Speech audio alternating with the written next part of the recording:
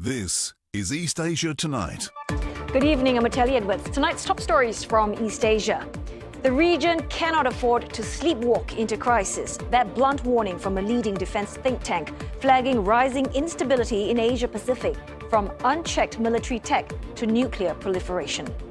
Now, that report sets the stage for the Shangri-La Dialogue. We track the flashpoints likely to dominate, and with the delegate list now out, what Beijing's representation signals to the region. Also, a rare diplomatic honor, Philippine President Marcos addressing Japan's legislature to champion a rules-based Indo-Pacific and the peaceful settlement of territorial disputes under international law. And the Bank of Korea's new governor keeps the benchmark interest rate unchanged in his policy debut, while reinforcing a hawkish stance to curb inflation and support the weakening won.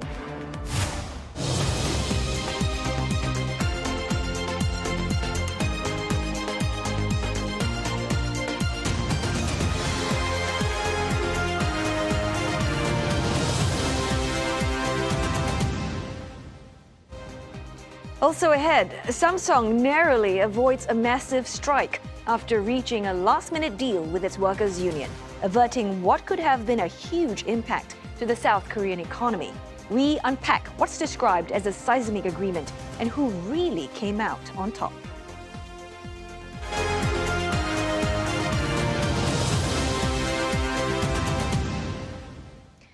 A new report says military doctrines still framed by historical rifts are creating new security challenges in the Asia-Pacific.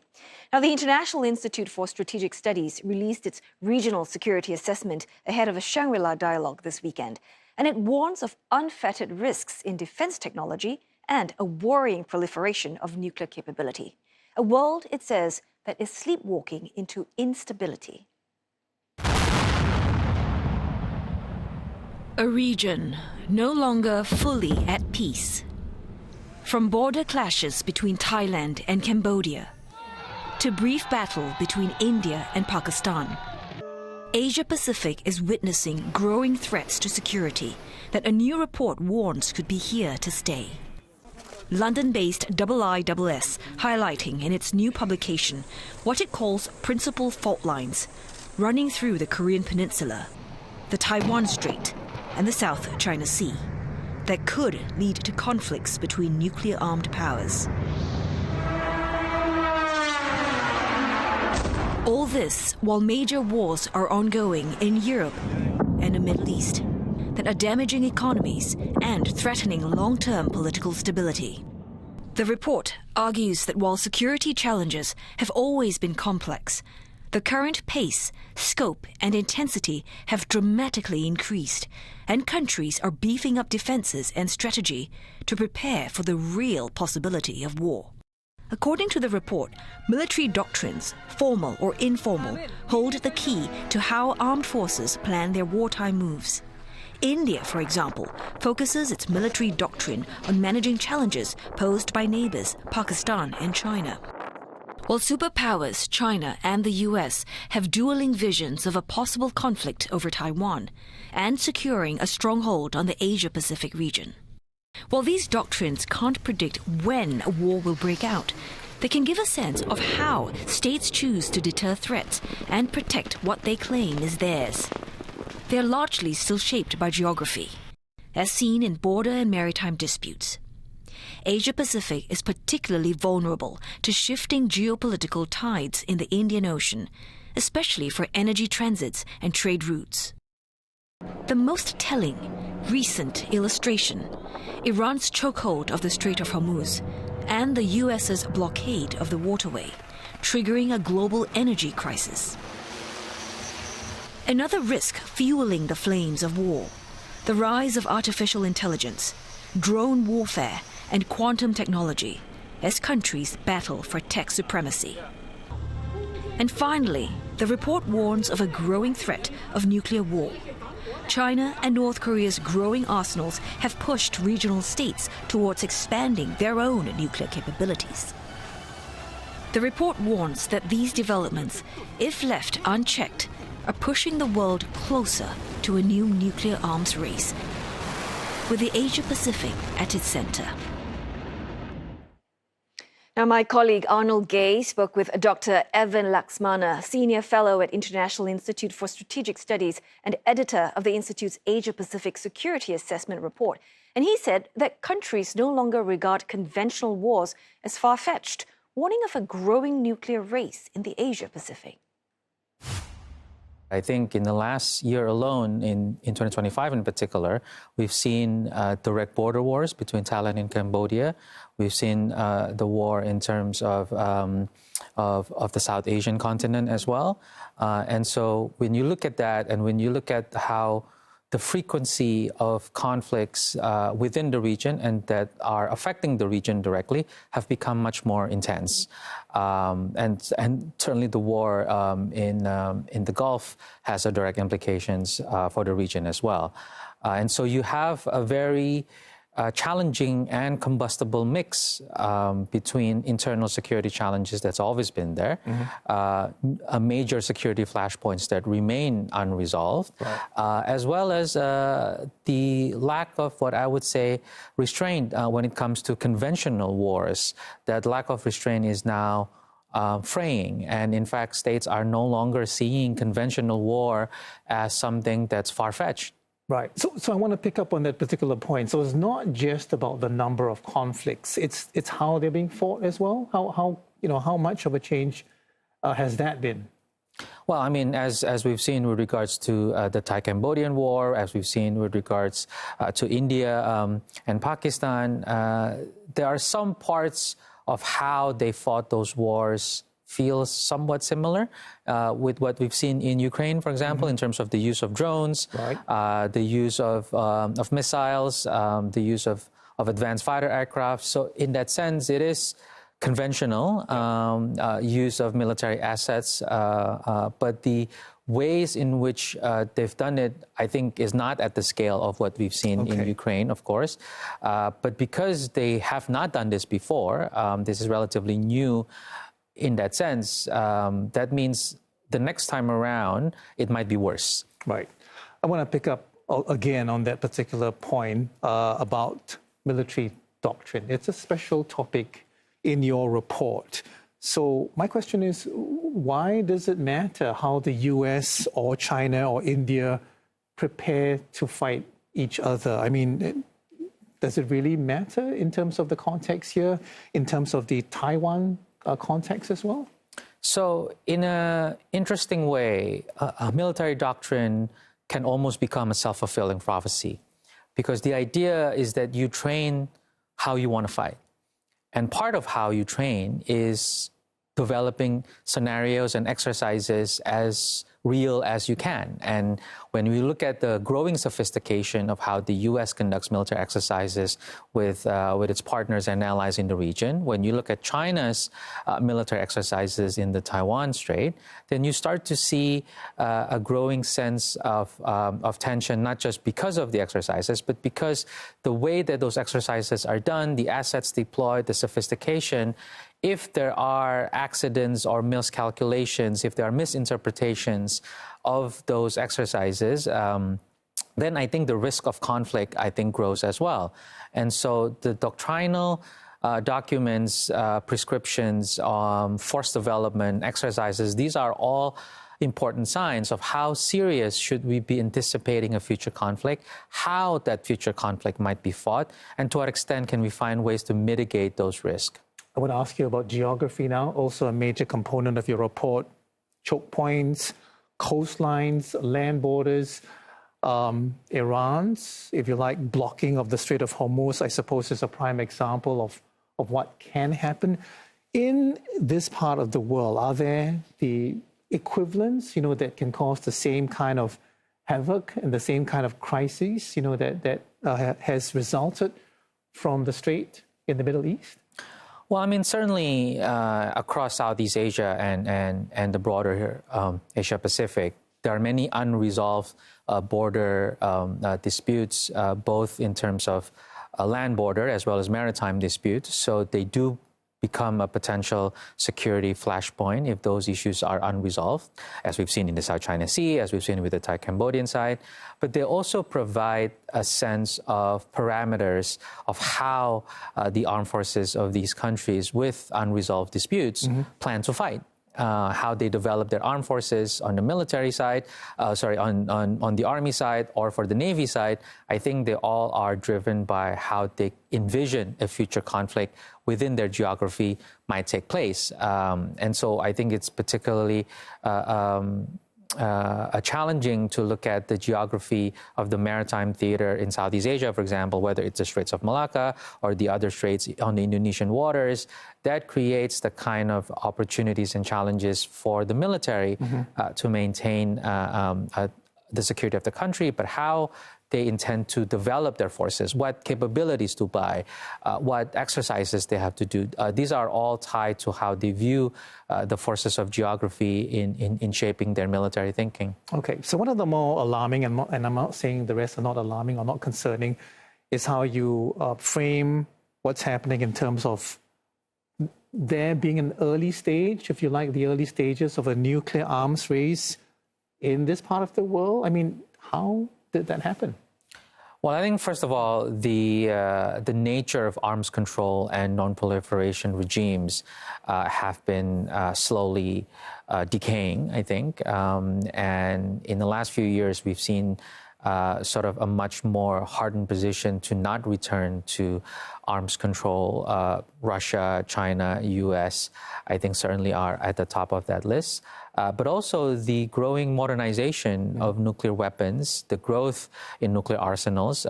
U.S. military reports make it a point that China continues to grow its nuclear forces. And so when you have, on the one hand, a weakening, if almost decaying state of arms control, you have the growing modernization and number of nuclear weapons between nuclear armed states. And when you add in conventional missile capabilities that are increasingly sophisticated, which in some contexts could be seen as undermining nuclear deterrence, this is where I think you start to see countries responding to each other's force modernization and nuclear development, hence the beginning of an arms race.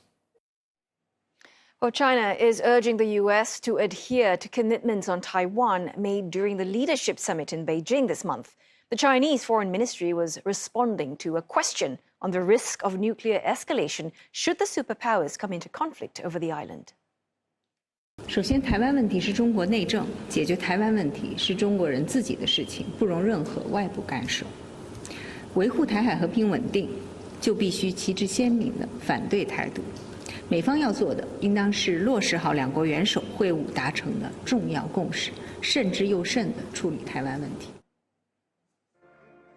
The U.S. President Donald Trump's summit with Chinese leader Xi Jinping ended without a clear resolution on the Taiwan issue. Mr. Trump, however, reportedly discussed in great detail a long-delayed arms sales to the island.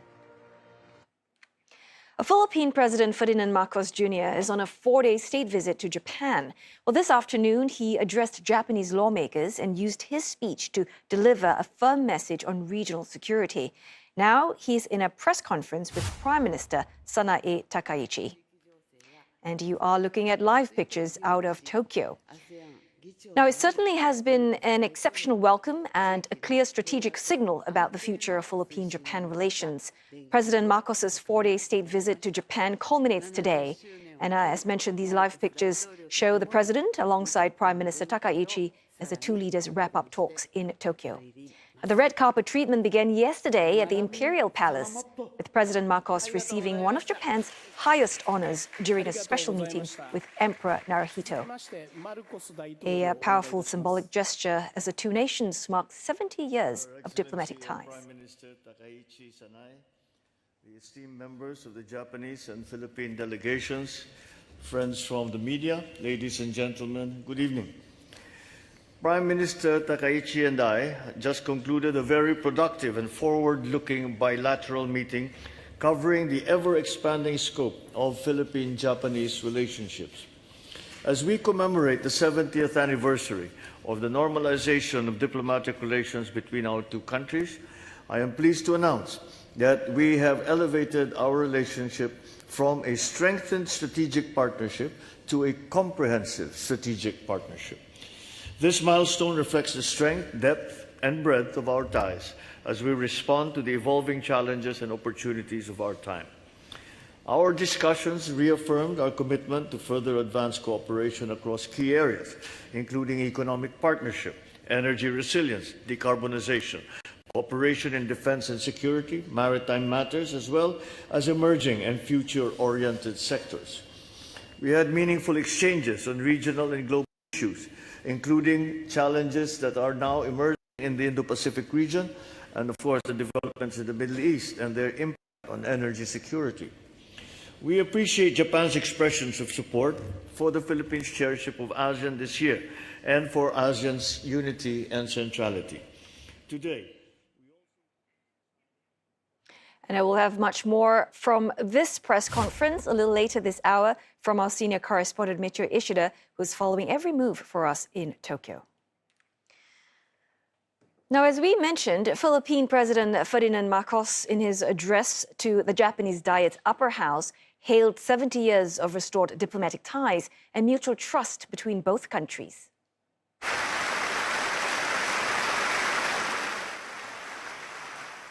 He highlighted Japan's role as a top trading partner and largest provider of development assistance for the Philippines, and hailed shared cooperation across several areas, including clean energy, space cooperation, and AI.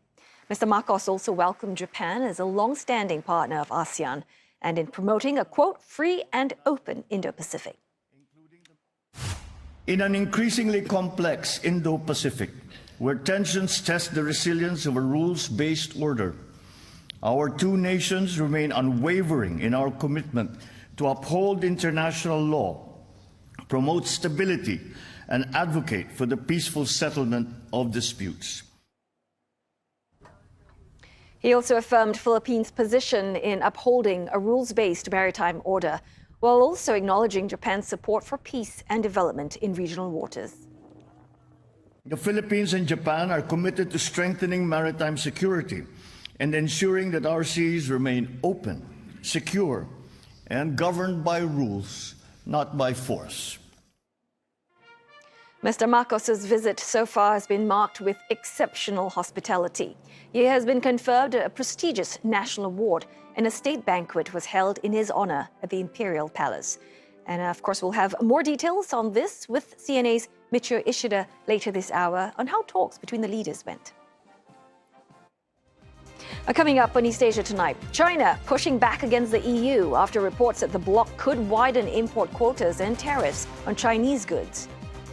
And Hong Kong sets its sights on Central Asia as it courts more companies from the region to list on its stock exchange.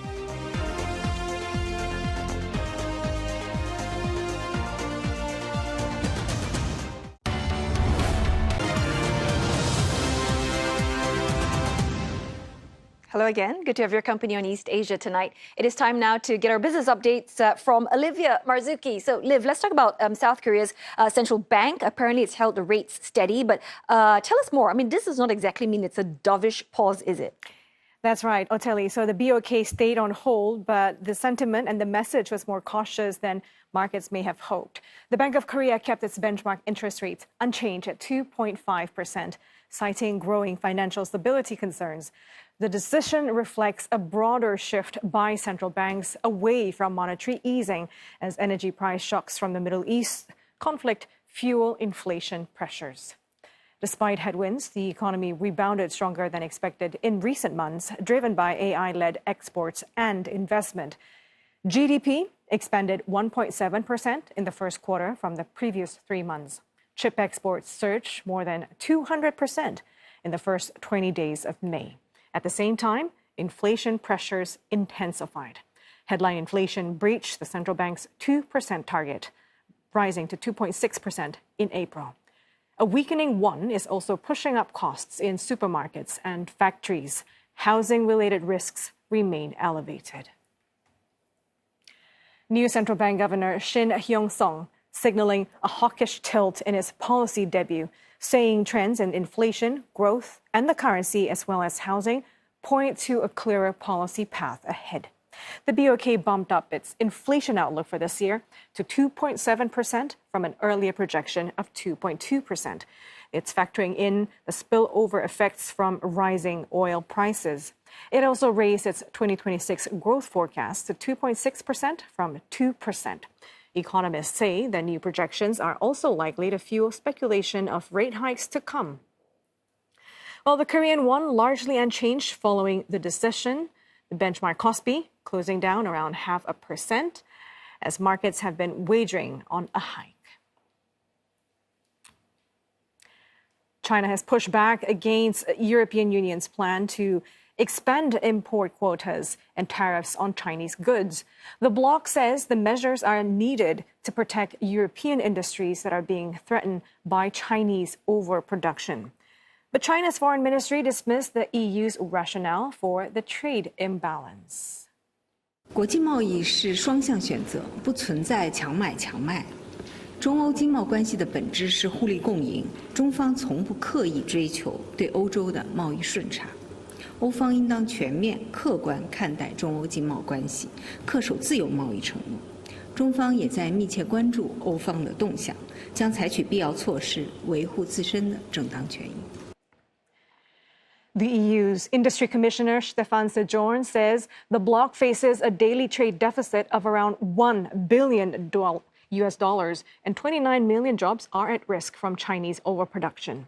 The EU's commissioners are scheduled to hold a debate tomorrow on the bloc's relationship with China. Hong Kong is making a push into Central Asia to attract companies to its stock exchange. HKEX Chief Executive Bonnie Chan says the city-state offers the deep liquidity needed for growing Central Asian firms, especially those looking at secondary listings. She will be part of a high-level delegation led by Hong Kong leader John Lee to Kazakhstan and Uzbekistan in early June. The pitch comes as Central Asia's economies expand quickly. Kazakhstan is the region's largest economy, growing 6.5% last year. Uzbekistan grew even faster at 7.7%. Both countries are strategic Belt and Road partners, linking trade between China and Europe. Ms. Chan says she expects more Central Asian firms to raise funds in Hong Kong in the coming years, calling it an inevitable trend. There are already signs of that link-up. HKEX says closer ties with regional exchanges could help create deeper pools of liquidity rather than leaving markets fragmented. TSMC staff can expect a more than 30% bump in their profit-sharing payouts this year. That's according to a report citing TSMC chairman C.C. Wei. It is part of plans to expand the chipmakers' employee incentive program as the company posts record profits. This after several employees expressed their discontent online over rumors that the chipmaker would reduce bonuses due to a ramping up of overseas investment. It also comes in the wake of a deal struck between Samsung Electronics and its largest union earlier this week. Tens of thousands of Samsung Electronics semiconductor employees are in line for bonuses after they agreed a landmark pay deal with the tech giant. So, who gets what? Well, the bonus will be paid to workers at the firm's memory chip division. That is about 78,000 employees of the firm's 125,000 domestic workforce. And each of them is expected to be paid an average of $400,000 in the form of company shares as early as next year. But the actual payouts depend on the chip division's future operating profit. But the fat paycheck isn't a one-for-all scheme. The deal has fueled tensions among workers in other divisions who are being left with comparatively tiny bonuses, including those in Samsung's smartphone unit. They will receive just $4,000 in special payments, also in the form of company shares. And how does this compare to rival SK Hynix? Well, an average employee there can expect a bonus of around $270,000 based on Q1 results.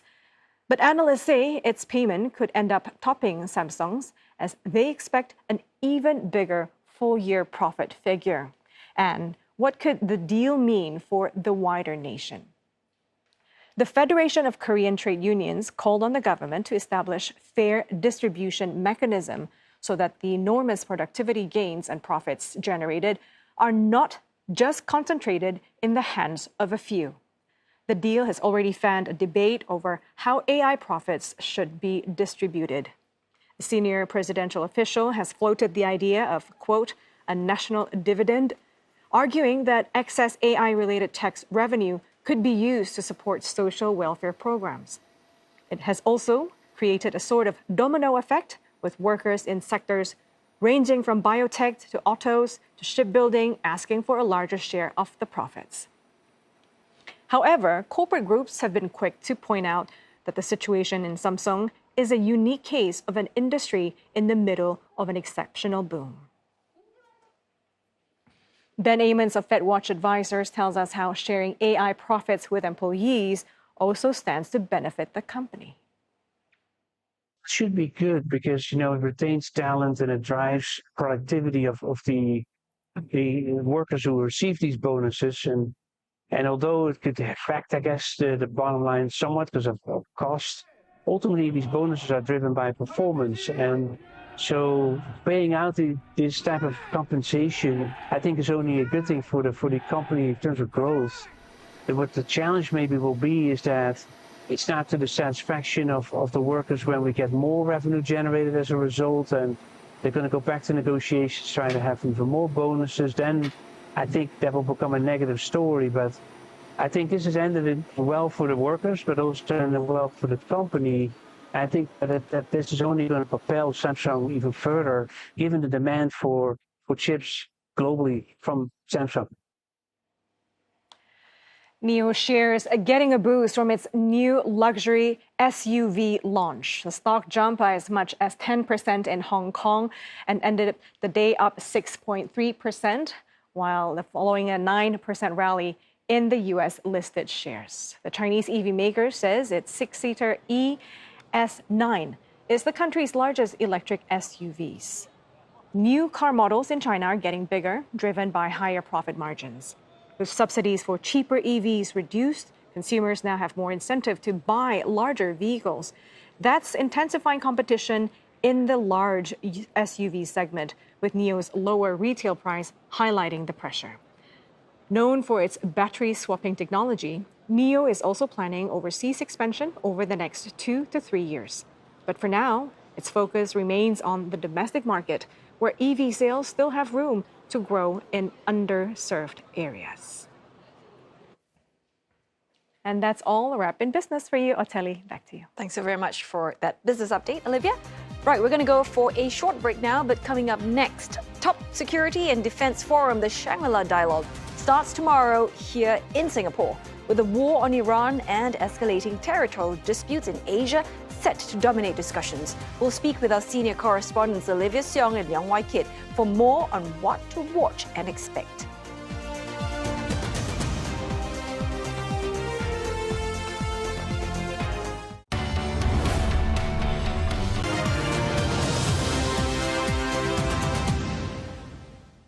Hello again, you're watching East Asia Tonight, and here are the headlines we're following.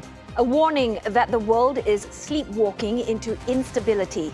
The International Institute for Strategic Studies says that the Middle East conflict and the war in Ukraine pose major security challenges in Asia as the region deals with territorial disputes from within. The Japanese Prime Minister Sanae Takaichi and Philippine President Ferdinand Marcos conclude talks in Tokyo, deepening cooperation on defense and security. Now, Mr. Marcos also addressed the Japanese parliament, hailing 70 years of trust and diplomacy. Plus, the Bank of Korea's new governor keeps the benchmark interest rate unchanged in his policy debut, while indicating higher rates ahead to curb inflation and support the weakening won. This year's edition of the Shangri-La Dialogue starts tomorrow here in Singapore, bringing together defense chiefs, ministers, and security experts. Now, the summit comes at a time of rising tensions and uncertainties in the Indo-Pacific and beyond. From maritime security, China's role in the region, to cross-border conflicts. Historical wounds and long-standing territorial disputes continue to shape Asia's security landscape. The forum is expected to offer crucial signals on where regional defense ties are headed. AUKUS cooperation is also expected to be closely watched as Australia, the US, and UK seek to open their three-member defense pact. And Washington's message will also be a key focus as allies seek clarity on where they stand with the United States. And for more on what to watch out for and what could emerge from these meetings, we are joined here in our studio by CNA Senior China Editor Olivia Seong and Senior Correspondent for ASEAN Leong Wai Kit. Thank you both for coming into our studio today. So, Olivia, I'm just going to kick things off with you first, because the speakers list, I believe, was just out not too long ago. Tell us more about the Chinese representation this year. What jumps out? Yeah, we know that is always something that we're looking out for. We already do know that the U.S. Secretary of War, Pete Hegseth, will be attending the Shangri-La Dialogue again. And now we're getting some confirmation on who the Chinese will be represented by. The representation is similar to last year's. We're not seeing the Chinese Defense Minister's name on the confirmed speaker list. Instead, the Defense Ministry is saying that the Chinese delegation is being led by Major General Meng Xiangqing. He is a professor of the Chinese People's Liberation Army's National Defense University and also a member of the National Committee of China's top political advisory body. And according to military analysts that I've been speaking to, Professor Meng, he is seen as an expert in, international security issues. He regularly appears in Chinese state media to talk about and explain China's position on issues like China's military drills around Taiwan. He's also no stranger to the Shangri-La Dialogue. Last year, he was quoted in Chinese media rebutting comments made by the Philippines Defense Secretary on the South China Sea at his plenary session. The Chinese Defense Ministry in Beijing was having its regular press briefing today. My colleague Rebecca Mateo also asked the spokesperson to elaborate on the thinking and considerations behind who they're sending to this security summit in Singapore. Let's have a listen. Could the spokesperson share more details about China's delegation to this weekend's Shangri-La Dialogue in Singapore, including who will lead the delegation and the considerations behind it? And also, more broadly, how does China view the dialogue's role as a security summit platform amid current global developments? Thank you. 中国人民解放军专家学者代表团将应邀赴新加坡参加第23届香格里拉对话会。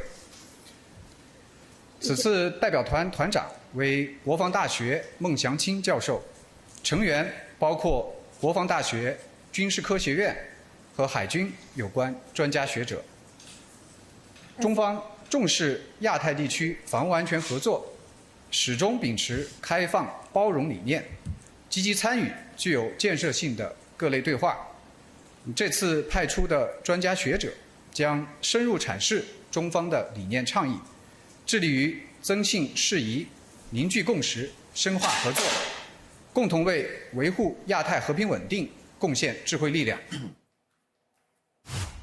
So while the Chinese defense minister doesn't look like he will be attending, it seems that there will be no big plenary session in the main ballroom for China, as that's usually reserved for defense chiefs. But that doesn't necessarily mean China's voice is not going to be heard over the next few days. We have seen, according to the agenda, Professor Meng is expected to speak at a smaller special session on Saturday on the theme of managing threats to strategic stability. Also listed as a confirmed speaker at the event is Cui Tiankai. Now, he's a former Chinese vice foreign minister. He also was the longest serving Chinese ambassador to the U.S., spending 3 U.S. administrations, including those rather rocky times in the relationship during the trade war, and as this rivalry between the two major powers has really intensified. He will be speaking notably at a special session as well, alongside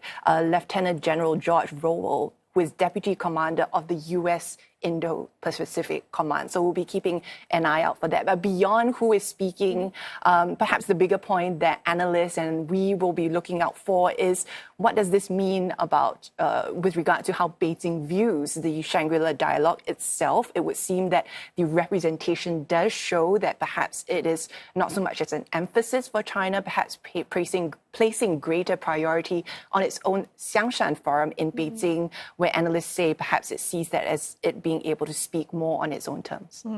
Yeah, it makes sense there. And obviously, one of the things that we always look out for is the keynote speech at the Shangri-La Dialogue. And why can't I get your take here? Because Vietnam's president told him he is going to be making that keynote speech. What do you think is going to be on his agenda? Well, firstly, I want to talk about the significance of it, because if you talk about a Vietnam leader being invited to speak on the SLD platform, many would say it's rare. One analyst pointed out that, look, Vietnam is not a treaty ally of the US. And if you look at all the past keynote speakers of the SLD, you can categorize them as either US allies or close Western partners. But the SLD organizers couch this as a historic moment because Mr. Tolam is speaking in the capacity of both the country's party chief and also the country's president. Of course, that makes him the most powerful man in Vietnam since the Vietnam War. Now, end of the Vietnam War. Now, when Mr. Tolam comes to the SLD, my expectation would be he would articulate Vietnam's foreign policy, and you will hear keywords and commitments such as the need for self-reliance, the need for strategic autonomy, and also a very key message that Vietnam is not here to choose sides. Remember, Otelli, about a month ago, I was here talking to you about Mr. Tolam's trip to China. That was when he was elected president. He chose China as his first trip. And while there, he called China a strategic choice, top priority. But Hanoi is also very careful to balance the optics. Analysts would keep reminding you that the trip to China it follows a historic precedence. Vietnamese leaders traditionally go to China as a first trip. But analysts would also remind you that Mr. Tolam had also met Mr. Donald Trump earlier this year, and in 2025 has also met Russia's Vladimir Putin.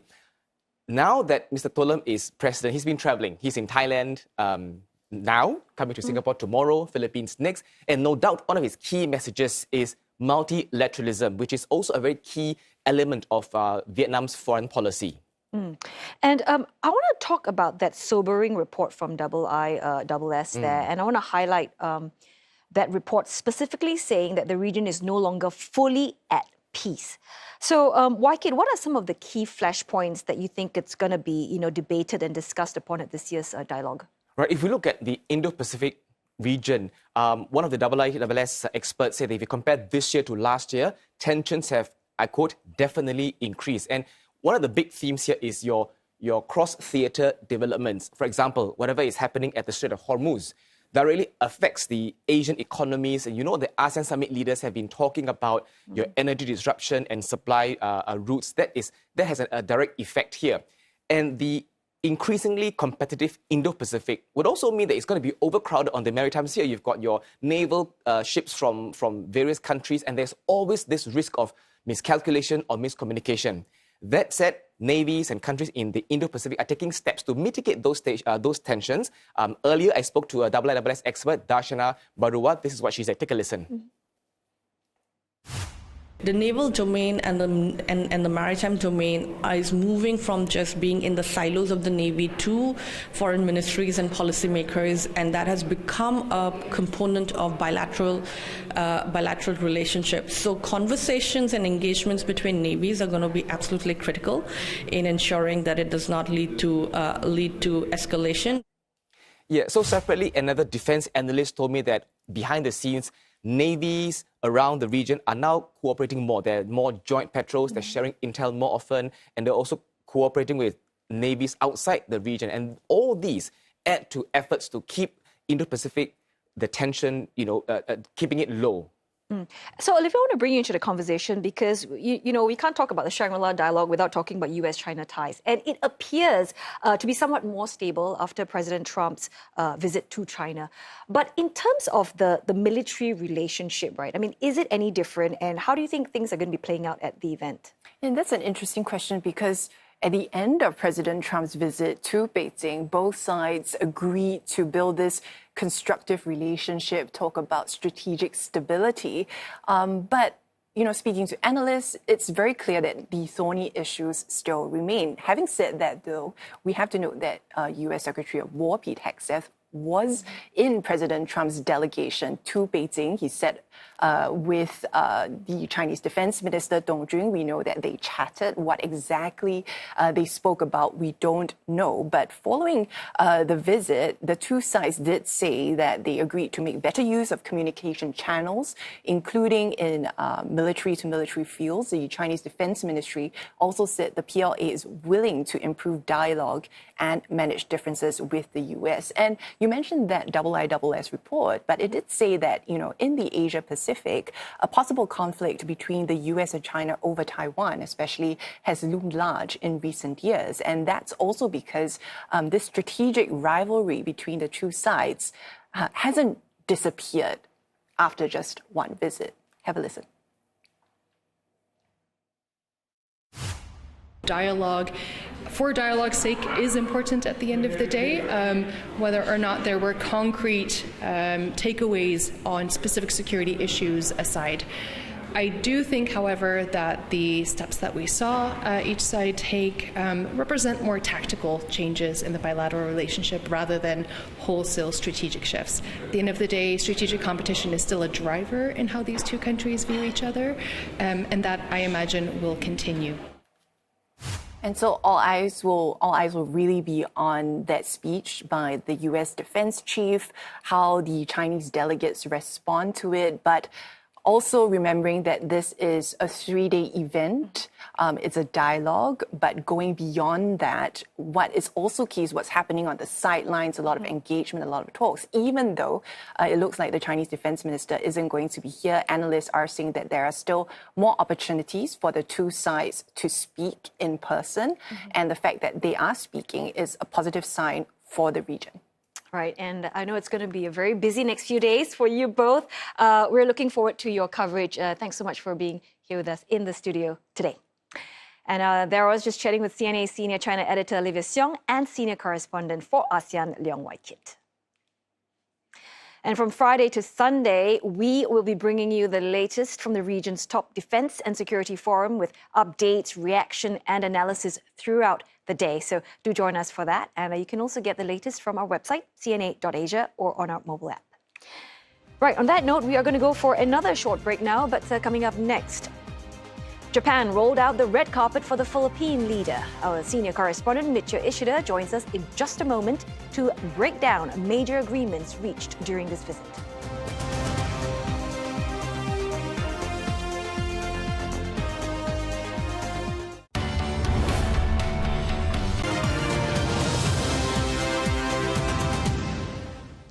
Singapore Foreign Minister Vivian Balakrishnan has described recent US-China developments as a positive step, but one step of a longer journey. President Donald Trump's trip to Beijing this month is now framed as a constructive relationship of strategic stability. Dr. Balakrishnan was speaking to the media at the end of his 5-day visit to Northeast Asia. Nazra Rohim with the details. During his visit to China earlier in the week, Foreign Minister Vivian Balakrishnan gathers that China is pleased with the outcome of President Trump's visit. As both sides have found a new balance, there will still be pushing and shoving, but the old strategies of containment and exclusion will not work. So the key point is somehow, one way or the other, sooner or later, the United States and China need to find a modus vivendi. I think these engagements between the two presidents and the fact that they have high regard for one another and the fact that both China and the United States recognize that these are two peer superpowers here to stay for the long term. And neither side can exclude the other completely or even achieve a complete victory over the other. After visiting North Korea, Dr. Balakrishnan shared that within Pyongyang itself, there is a development, new housing and e-commerce.